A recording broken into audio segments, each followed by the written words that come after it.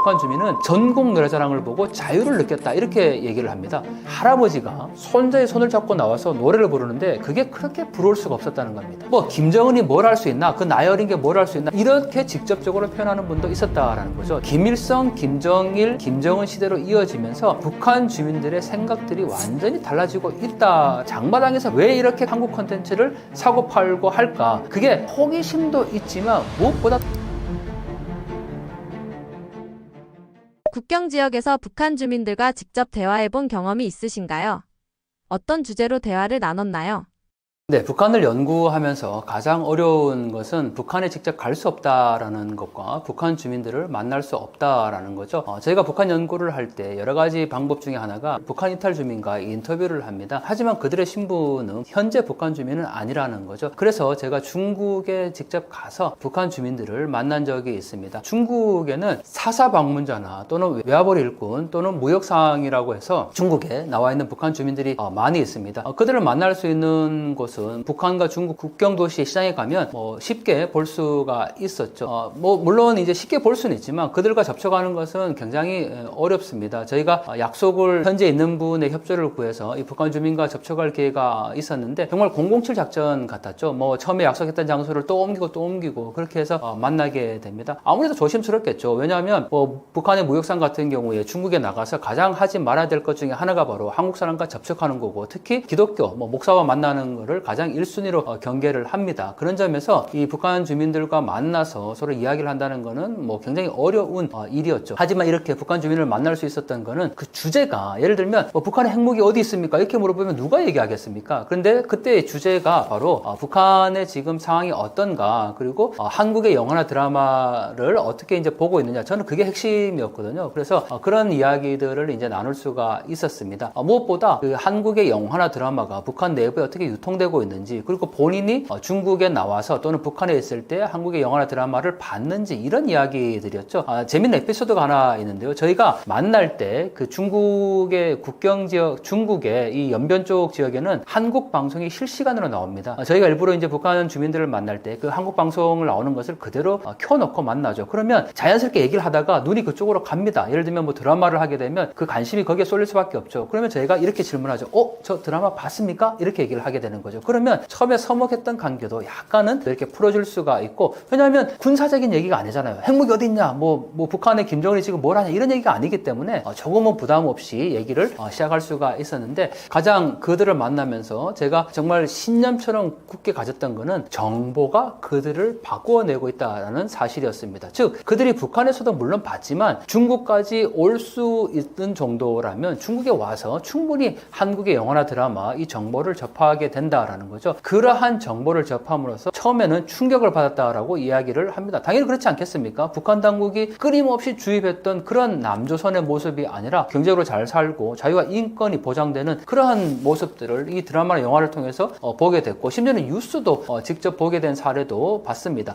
오히려 북한 주민들이 뭐라고 얘기를 했냐면, 북한 내부에서 일어나는 일을 한국 뉴스를 통해서 알게 됐다, 이렇게까지도 표현을 한 적이 있습니다. 그런 점에서 본다면 정말 이 정보가 북한 주민들을 깨우는 굉장히 중요한 요인들이 될 수 있었다라는 거죠. 북한 주민들과 대한민국에 대해 이야기를 나눠본 적이 있다면 그들의 반응은 어땠나요? 북한 주민들이 한국을 어떻게 인식할까? 일단 북한 당국이 북한 주민들에게 교육하는 거는 썩고 병든 자본주의, 거지 노숙자 많은 한국이라고 그렇게 가르칩니다. 그리고 미제국주의로부터 고통당하고 있는 남조선 인민을 해방시키는 것, 그렇게 교육을 받아왔죠. 여러분들 정말 우리가 한국 영화나 드라마 보면 썩고 병든 자본주의, 거지 노숙자 많고 이런 모습 보입니까? 아침에 출근할 때 빽빽하게 들어서 있는 그 자동차 차량 정체, 그리고 건물들, 이런 모습들을 보면 얼마나 한국이 잘 살고 있다는 것을 그냥 드라마를 통해서 알게 되는 거죠. 한국의 어떤 영화 감독이나 PD도 내가 이걸 만들어서 북한 주민들에게 한국이 잘 살고 있다는 걸 보여줘야지, 이런 의도를 갖고 만든 컨텐츠는 없습니다. 그럼에도 그냥 우리가 보고 있는 이 자체가 그냥 그대로 한국의 경제적인 발전이나 이 자유민주주의를 이야기하고 있다라는 거죠. 예를 들면 드라마 속에서 주인공들이 이제 밥을 먹고 있는 장면이 나오죠. 그러면 경제적으로 아무리 어려운 가정을 배경으로 한 내용이라고 하더라도 다 쌀밥에 뭐 대여섯가지 반찬은 다 올라간다라는 겁니다. 밥상 위에. 그리고 보통 이제 드라마는 잘 나오지 않는데 영화는 가끔 나오죠. 여성이 차를 타고 운전해 가면서 차에서 뭐 합니까? 대부분 핸드폰 통화하죠. 뭐 그거는 드라마에도 가끔 나오는데 여성이 또 담배를 피우는 장면이 나옵니다. 북한에서는 상상하기 어렵다라는 거죠. 여성이 담배를 피우는 게 왜 자유일까라고 생각할 수 있겠지만 남존 여비가 그대로 살아있는 북한에서 북한 주민들의 시각으로 봤을 때는 아니 한국에서 차를 몰고 그것도 개인이 공용차도 아니고 개인 승용차를 타고 가면서 핸드폰도 하고 그렇다고 핸드폰 내용을 들어보면 그렇게 심각한 내용이 아니에요. 뭐 오늘 만나서 뭐 먹을래? 뭐 어디 여행 갈래? 이런 얘기죠. 그리고 담배도 피우고 여성이 그러한 부분들이 바로 자유라는 점으로 주민들이 인식한다라는 겁니다. 하지만 여러분들 한국에 태어나신 분들이 지금 제가 말씀드린 똑같은 컨텐츠를 보고 아 한국이 정말 자유로워 살기 좋아 이렇게 생각 안 하잖아요. 결국은 그 컨텐츠를 보는 사람과 만드는 사람은 전혀 다른 의도라는 겁니다. 심지어 우리 지금 그 예전에 고송혜 선생님이 나왔던 전국 노래자랑이라는 프로 있죠. 제가 그 전국 노래자랑을 제가 중국에서 만난 그 북한 주민은 전국 노래자랑을 보고 자유를 느꼈다 이렇게 얘기를 합니다. 여러분들 전국 노래자랑 보고 자유를 경험하신 분 있습니까? 어떤 장면에서 자유를 느꼈냐 그랬더니 할아버지가 손자의 손을 잡고 나와서 노래를 부르는데 그게 그렇게 부러울 수가 없었다는 겁니다. 아 자유가 있으면 저런 게 자유구나 저런 게 사람 사는 거구나. 전국 노래자랑을 만든 그 PD님은 아마 북한 주민들을 보라고 그렇게 만든 게 아니잖아요. 이 장면을 보면 아 자유가 있어 그걸 염두에 두고 만든 게 아니잖아요. 결국은 컨텐츠를 만든 사람과 보는 사람의 시각이 전혀 달랐다라는 거죠. 그런 점에서 저는 한국에서 만든 영화나 드라마가 북한 주민들에게 어떤 영향을 있겠어. 맨날 뭐 여기 뭐 막장 드라마에 뭐 폭력성이고 선정적인데 그게 북한 주민들에게 뭐 안 좋은 거 아니야 이렇게 생각할 수 있지만 북한 주민들의 시각과 우리가 보는 시각은 전혀 다르다라는 점에서 저는 이 북한 주민들이 한국의 영화나 드라마를 통해서 뭐 지금 이제는 유튜브도 마찬가지겠죠. 유튜브 영상들이 북한에 들어갈 수 있다면 북한 주민들이 바로 이러한 컨텐츠를 통해서 새로운 세상을 경험하게 된다라는 거죠. 김 씨 일가에 대해 질문을 했을 때 주민들의 반응은 어땠나요? 조심스러워했나요? 아니면 솔직했나요?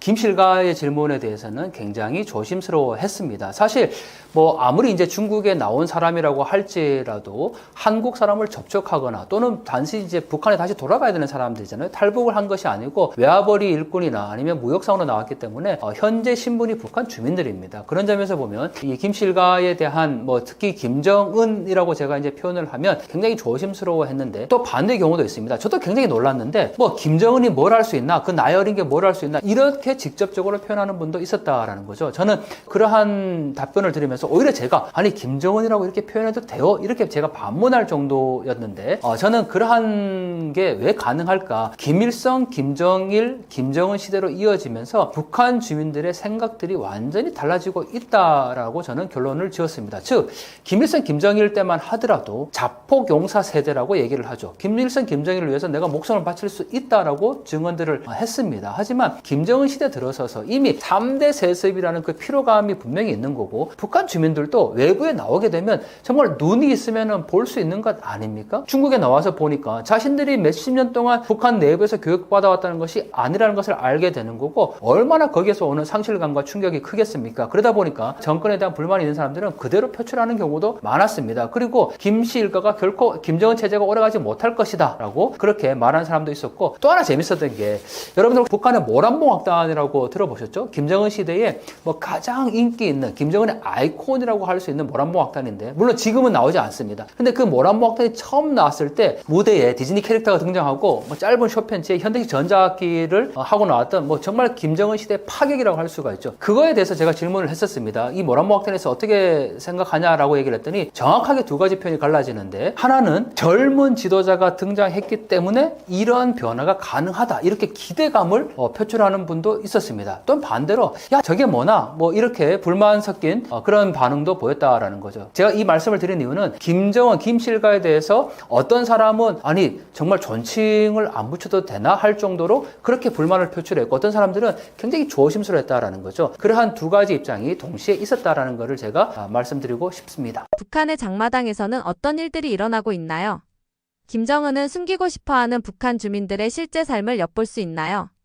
네, 북한 내부에서 이렇게 한국 영화나 드라마가 유통되고 북한 주민들이 깨어날 수 있는 가장 핵심적인 이유는 바로 장마당의 활성화입니다. 북한을 지금 이야기할 때 장마당을 빼고 얘기할 수가 없습니다. 이 장마당, 북한에서 이제 시장이라고 얘기를 하는데 먹는 것 정도 판다면 우리가 굳이 장마당에 주목할 필요가 없죠. 이 장마당에서는 한국 제품은 물론 지금까지 우리가 강조하고 있는 한국 영화나 드라마가 담긴 CD나 USB, 심지어는 마이크로 SD 카드가 직접 거래가 된다는 사실입니다. 물론 다 꺼내놓고 공개적으로 판매할 수는 없습니다. 몰래 이 장마당을 통해서 한국 영화나 드라마가 담긴 이 컨텐츠들이 거래가 되는데, 이 거래가 된다는 사실은 결국은 뇌물이 통용된다라는 거죠. 자, 몰래 거래를 하다가 단속이 됐습니다. 그러면 뇌물을 주고 풀려날 수 있는 구조가 있다는 거죠. 그러면 뇌물을 주고 풀려난다라는 것은 북한의 체제가 위에서부터 아래까지 하나로 촘촘하게 이루어지고 있지 않다는 것을 방증하는 겁니다. 결국 장마당에 풀린 한국 영화나 드라마 이 컨텐츠 하나가 북한 사회 내부를 흔들 수 있는 굉장히 중요한 동력이 될 수 있다라는 거죠. 그런 점에서 보면 이 먹을거리뿐만 아니고 장마당이라는 이 공간 안에서 북한 주민들이 살아가고자 하는 그 생존의 촘촘한 그물망이 이 장마당에 얽혀 있다고 볼 수도 있고, 북한 당국은 끊임없이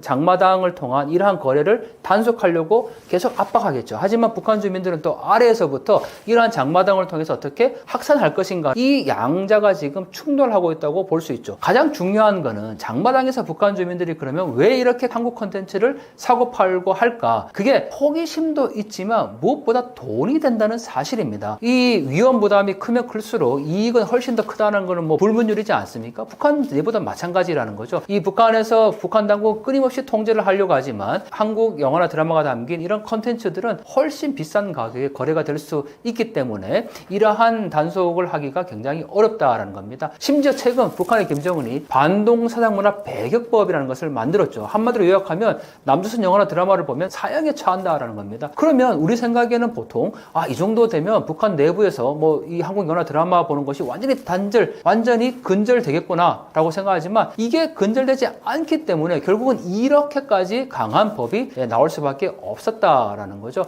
자, 그런 점에서 본다면 이 장마당을 통한 정보의 거래는 계속 확산될 수밖에 없을 것이다. 아무리 북한 당국이 이거를 통제하려고 해도 이제는 막을 수 없는 흐름이다라고 저는 생각을 합니다. 그런 점에서 그러면 우리가 무엇을 해야 될 것인가가 명확해지죠. 어떻게 해야 북한 주민들에게 더 많은 정보를 보낼 수 있을 것인가, 그리고 그들이 스스로 깨어날 수 있도록 우리는 뭘 해야 될 것인가, 그걸 함께 고민을 해야 된다는 겁니다. 최근 북한 전역에서 망조 징후들이 나타나고 있다고 하는데 주로 어떤 것들인가요?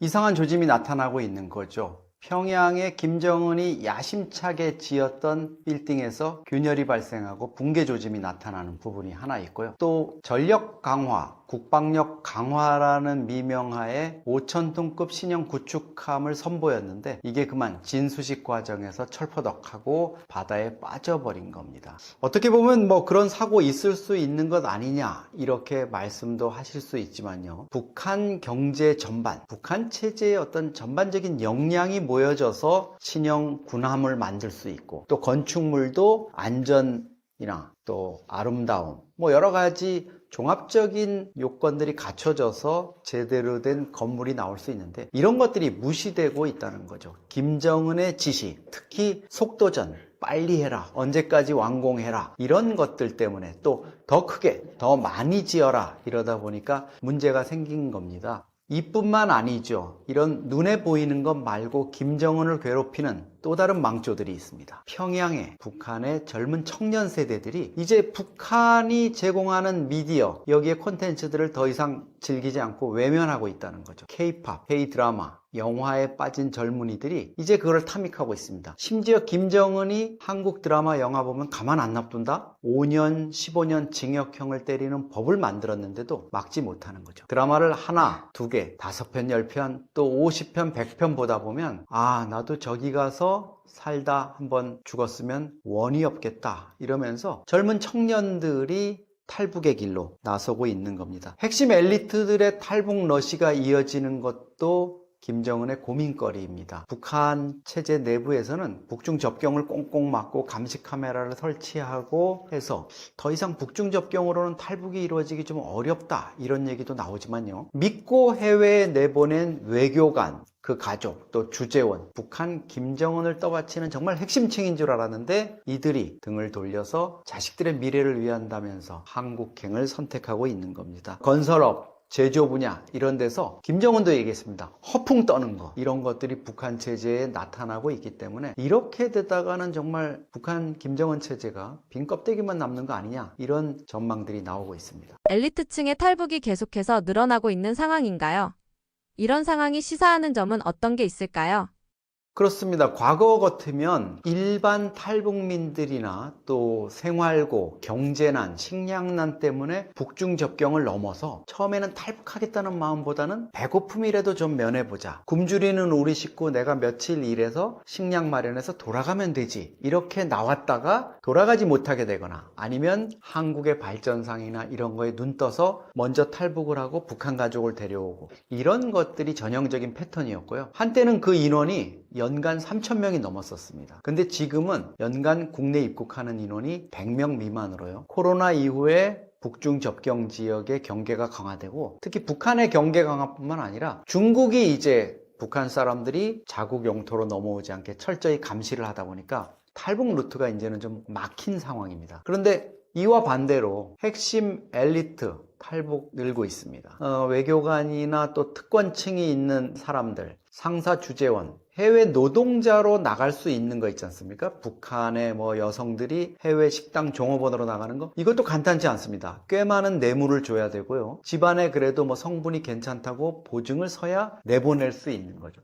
근데 이들이 해외에 나와서 집단적으로 한국으로 망명하거나 아니면 가족들과 함께 탈북을 결행하고 있습니다. 믿었던 북한 체제를 떠받치는 핵심 세력이었다고 생각한 사람들이 김정은 체제를 등지고 체제 이반의 길로 나서고 있는 거죠. 이런 위기 상황 속에서 김정은은 어떤 방식으로 대응하고 있나요? 사실 현재로서는 김정은이 이런 문제점들을 근본적으로 해결할 수 있는 뾰족한 대책은 없어 보여요. 그러니까 조선중앙TV라든가 노동신문 이런 것들을 통해서 관영 선전 매체를 동원한 선전선동, 그리고 세뇌, 이런 것들을 계속하는 거죠. 북한이 이런 부분은 워낙 지난 80년 동안 해왔기 때문에 그 노하우라든가 이런 거 대단하죠. 그런 것들에 기대서 가지만 북한 주민들이 이제 점점 외부 정보를 접하고 외부 세계에 눈 뜨는 것들이 많아지기 때문에 일단은 김정은으로서는 이런 부분이 아마 가장 신경이 쓰일 겁니다. 그러다 보니까 반동사상 문화배격법 같은 법적인 가혹한 처벌을 통해 가지고 하는 방법, 그리고 탈북자들을 강제 북송시키거나 이들을 정치범으로 몰아서 특히 한국의 선교사를 만나서 기독교에 자신들 말로 오염이 됐다고 생각하거나 아니면 한국의 정보기관에 매수가 됐다고 판단되거나 이런 사람들을 가혹하게 처벌하고 그 가족까지도 정치범에 준하는, 다시는 사회로 복원할 수 없는 이런 쪽으로 내몰고 있는 거죠. 또 하나는 이제 북한 체제 붕괴 위기를 모면하기 위해서 김정은이 선택한 게 결국은 푸틴의 바짓가랑이를 잡는 거였습니다. 북러 밀착, 특히 우크라이나 전쟁을 기화로 해서 포탄도 주고 병력도 수만 명을 보내는 방식으로 해서 푸틴의 환심을 샀고요. 국제사회가 뭐라 그러든, 유엔이 뭐라고 비난하든, 또 많은 청년들이 가서 죽어서 주민들이 거기에 대해서 불만을 갖던 말던 일단 자기 체제 유지를 위해서 푸틴을 활용하고 있는 것으로 이렇게 볼 수가 있겠습니다. 최근 잇따른 북한의 아파트 붕괴 사고의 이유가 무엇이라고 생각하시나요? 기본적으로 북한 건축의 안전 기준이 우리가 볼 때는 터무니없습니다. 그러니까 만약에 북한 체제가 붕괴돼서 우리가 흡수 통일을 하는 형태가 온다면 평양뿐만 아니라 북한 지방 도시의 건물들 대부분 다시 지어야 한다는 거죠. 여러분들 같으면 평양에 아무리 좋은 고층 아파트가 있다고 해도 거기 가서 살으라면 사실 수가 있겠습니까? 김정은 정권 초기인 2014년에 평양 중심, 그래도 좀 산다는 사람들이 있는 평천구역이라는 곳에서 23층 아파트가 무너져 내렸어요. 그래서 수백 명이 죽었는데 왜 이렇게 많은 사상자가 났느냐? 이 아파트가 북한의 권력기관인 보안부, 그러니까 경찰의 고위 간부들 가족들이 사는 아파트인데 그들을 위해서 새로 뻔듯하게 지었지만 북한의 건축이 얼마나 허술한가를 아실 수 있을 겁니다. 북한이 공개한 영상만 봐도요, 철근을 제대로 쓰지 않거나 또 자갈이나 이런 것들을 잘게 해서 콘크리트, 레미콘으로 부어 넣어야 되는데 이만한 호박돌이 막 철근 사이로 들어가는 이런 장면들도 보이고 있거든요. 철근과 시멘트 뭐 이런 자재들을 빼돌려 가지고 처형됐다, 숙청됐다 이런 보도들이 자주 나오는 것만 봐도 부실공사, 뇌물 이런 것들이 북한 건축물의 어떤 안전 이런 것들을 위협한다고 볼 수 있습니다. 53층 고층 아파트도 김정은 초기에 체제 선전을 위해서 지었지만 전력난 또 용수, 수돗물 같은 게 제대로 올라가지 않고 하수 처리가 안 되기 때문에 뭐 20, 30층 위에 고층에는 제대로 사람이 살지 못하죠. 그러다 보니까 불황인인 계층인 꽃제비들이 밤에 숙소로 이용하더라 뭐 이런 얘기도 나오고 있습니다. 사실 우리도 1970년 4월에 와우 아파트 사건이라 그래서 5층짜리 아파트가 준공 석 달 만에 붕괴돼서 33명이 사망하는 이런 어처구니 없는 사고가 있었습니다. 또 94년 10월에는 성수대교가 붕괴해서 32명이 죽었죠. 물론 이런 것들이 후진국형 건설 재난이라고 볼 수 있는데요. 북한이 지금 이 대명천지에 21세기 넘어서 이 시기에 지금 이런 사고들이 빈번하다는 것은 북한이 아직도 우리의 1970, 80년대 이 수준에서 벗어나지 못하고 있다. 이런 거를 입증한다고 볼 수 있습니다. 이런 북한 안전 문제에 대한 주민들의 반응은 어떤가요?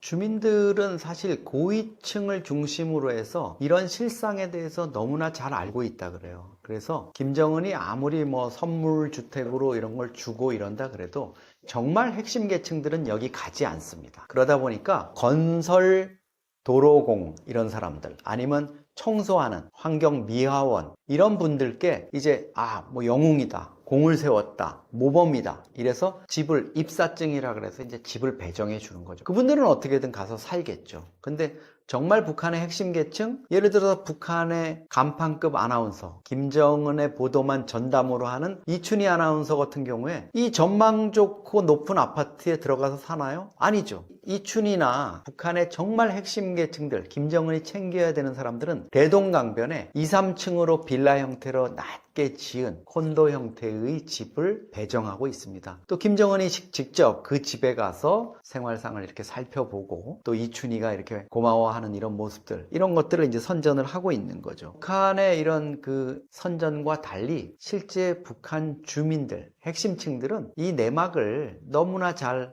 알고 있습니다. 주민들은 사실 약간 안전 불감증인 것 같아요. 이런 문제가 있는 걸 알면서도 그냥 들어가서 사는 거죠. 뭐 어쩔 수 없이. 그리고 북한이 워낙 폭압적인 통제라든가 정보 통제를 하기 때문에 2014년 평창구역 아파트 붕괴 사고 같은 경우에도 오히려 북한은 이걸 역으로 막 선전을 했어요. 김정은 지시로 경찰 간부들, 인민보안성 간부들을 모아놓고 주민들한테 미안하다고 이렇게 사과하는 이런 장면을 연출해서 우리 지도자는 인민들이 죽으면 이렇게 인정도 하고 사과도 하는구나. 이전과 다르다. 뭐 이런 식으로 했는데요. 그때 그 장면도 사실 말이 안 되는 게 가족들을 잃은 그 유족들을 며칠 만에 그것도 아파트가 붕괴돼가지고 시신도 미처 꺼내지 못했는데 그 가족들을 그 붕괴된 장소에 모아놓고 집결시켜가지고 사과를 하는 이런 쇼를 했거든요. 북한 체제에 대한 불만은 분명히 주민들이 가지고 있을 텐데 북한 체제의 어떤 그냥 강력한 통제 이런 것 때문에 아직은 그런 것들이 공개적으로 표출되지는 못하고 있는 것 같습니다. 현재 북한 내에서 김정은에 대한 충성도는 어느 정도인가요?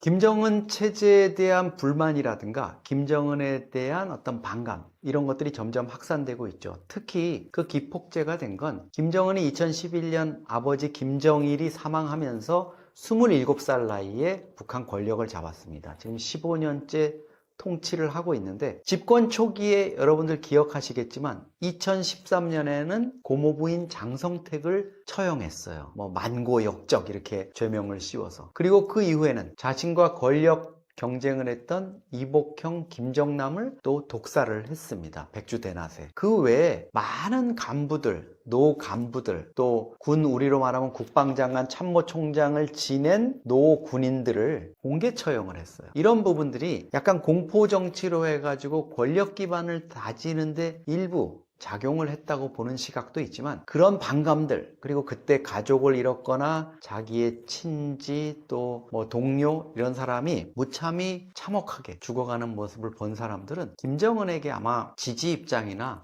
이런 것들을 밝히기는 어려울 것 같습니다. 우선 탈북 엘리트들 뭐 이런 분들의 얘기만 들어봐도 핵심층부터 지금 흔들리고 있는 기득권층이 벌써 등을 돌리고 있어서 탈북은 지능순이다 뭐 이런 얘기까지도 하고 있거든요.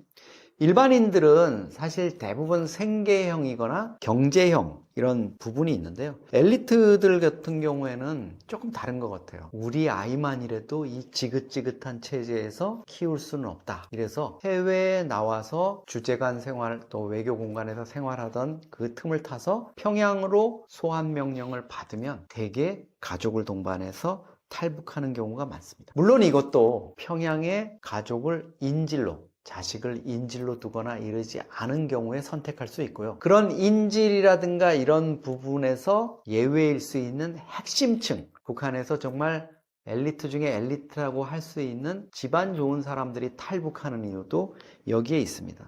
나머지 이제 안타까운 건 상당수의 북한 대중들이 어릴 때부터 북한이 강요해온 어떤 세뇌라든가 이런 때문에 북한 체제가 뭐가 잘못됐는지 이런 것들에 대한 인식을 할 수 없는 거. 외부 정보에 접할 기회가 없는 많은 사람들은 그런 상황에서 살아갈 수밖에 없고요.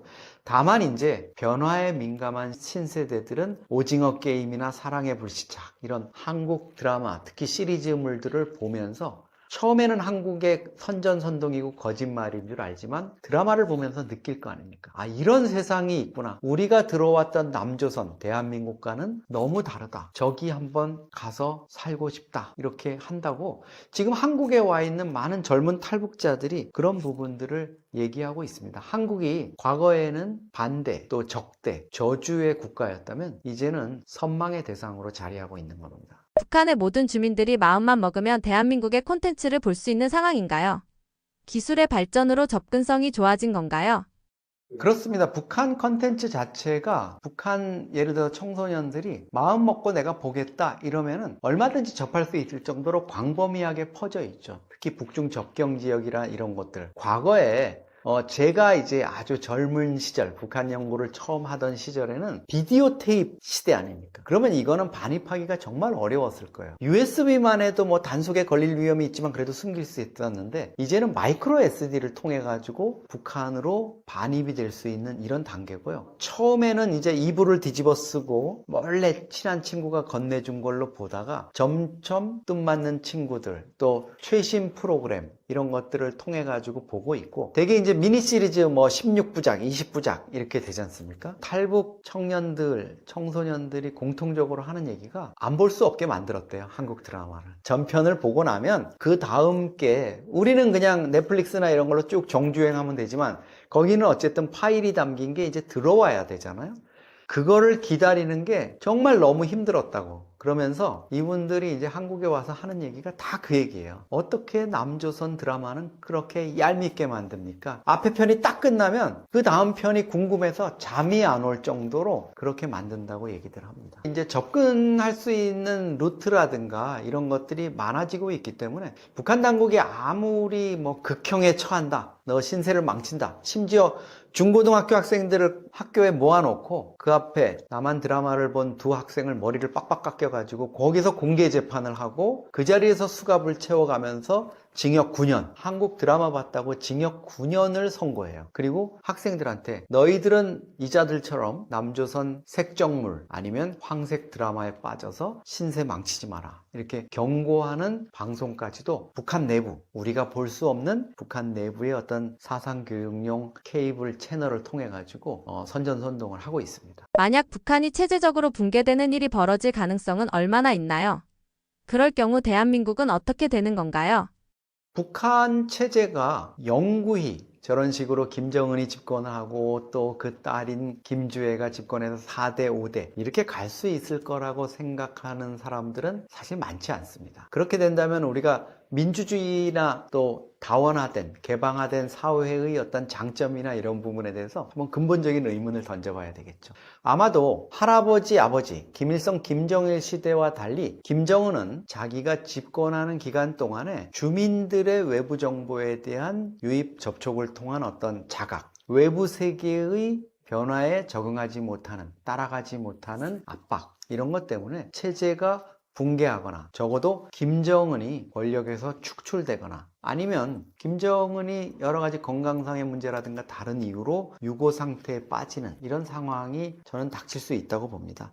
이런 상황에서 사실 김정은이 축출된 다음에 민주정치가 민주화된 어떤 정치체제가 등장한다면 가장 바람직하고 개혁개방으로 갈 수 있다면 뭐 더할 나위가 없겠죠. 기본적으로 북한 체제가 어떤 유고 상태가 된다면 한미연합전력이 북한의 진주에서 치안이라든가 이런 거를 담당하게 됩니다. 우리 통일부 장관이 자유와 행정본부라는 일정의 총독부를 설치해서 북한 지역을 통치하면서 주민들에 대한 통제, 그리고 군인들, 무기에 대한 통제, 핵에 대한 통제 이런 것들을 실시하게 되고요. 그런 부분이 상당 부분 비밀이지만 우리 정부의 유사시 북한 급변사태 대비 계획으로 만들어져 있습니다. 그런데 물론 우리 정부가 구상한 대로 될 거냐, 그거는 조금 다를 수가 있습니다. 다양한 시나리오가 있고 또 남북 간의 문제만이 아니라 중국, 러시아 그리고 미국 등 주변국의 영향이 있을 수 있다고 볼 수 있죠. 특히 뭐 그동안에 전통적으로는 미군이 들어가고 이러면 중국이 북중 접경으로 한국이나 미국과 맞서게 되는 이런 부담 때문에 중국 군이 뭐 심양군구에 있는 병력이라든가 이런 병력들이 압록강, 두만강을 넘어서 북한 지역에 진주할 수 있다. 그 과정에서 유엔, 미국,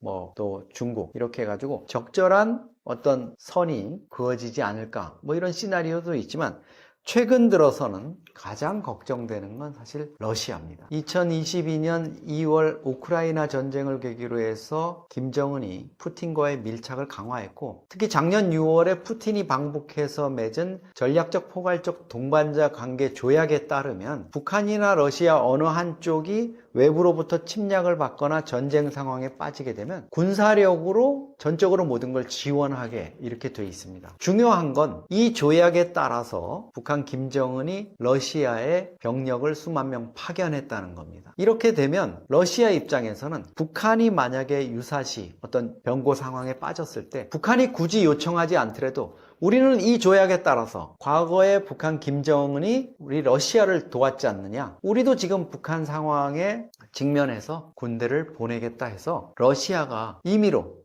자기들의 판단에 따라서 한반도에 주둔하는, 이렇게 될 경우에 중국과 러시아 또 한미연합전력 이렇게 돼서 매우 복잡한 상황으로 이 상황이 전개될 수 있다. 이런 문제들이 있어서 저는 개인적으로 이 부분이 좀 최근에는 많이 걱정이 됩니다. 북한 주민들은 대한민국에 통합하고 싶어 할까요? 북한 주민들은 유사시 김정은 체제가 무너지거나 어떤 급변 사태가 있을 때 한국이 자신들을 도와주고 남북이 통일돼서 함께 살기를 원할까요? 저는 그렇게 원한다고 봅니다. 북한 주민들로서는 사실 선택의 여지가 없습니다. 우리는 북중 혈맹 관계, 산과 물이 있다는 인방, 김일성과 모택동의 이런 우정, 이런 것들 얘기하면서 북한과 중국이 그동안의 북중 관계를 강조해 왔는데요. 사실 북한 주민들은 중국에 대한 감정이 좋지 않아요. 과거에 김정은의 아버지인 김정일도 비공개리에 당 간부들과 대화하면서 중국 놈들을 믿지 마라. 저 돼지 같은 놈들이다. 이렇게 해가지고 중국 지도부가 엄청 충격을 받고 진짜 불그락불그락 한 적이 있었습니다. 러시아에 대해서도 지금 김정은이 푸틴과 북러 밀착을 얘기하지만 좋은 감정이 아닙니다. 물론 김정은이 대남 적대 정책을 하면서 대한민국이 제일 주적이니 이렇게 얘기해서 북한 주민들의 감정이 관영 매체나 이런 걸로 보면 엄청 안 좋은 걸로 나타나죠. 그렇지만 탈북민들이나 북한 엘리트 계층들의 얘기를 들어보면 북한 고위층도 한국이 얼마나 발전했고 얼마나 좋다는 거 다 알고 있고 일반 주민들의 상당수도